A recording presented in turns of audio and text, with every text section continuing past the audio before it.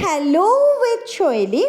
Actually নিজের জন্য তো অনেক কিছুই অর্ডার করে থাকি। আজকের পার্সেলটাতে বেশিরভাগ প্রোডাক্টই ছিল মার বোনের জন্য। তো মার বোনের জন্য অর্ডার করা হয়েছিল এই প্রোডাক্টগুলো। এগুলো আমি বেশিরভাগ ইউজ করিনি, দু একটা আমার ইউজ করা। তার মধ্যে এই দেখো 9to5 ফাউন্ডেশন।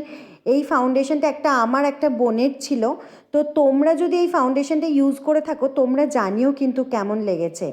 এখানে ছিল ব্লু হেভেনের মেকআপ ফিক্সার, ব্লু হেভেনের পাউডার, আইলাইনার।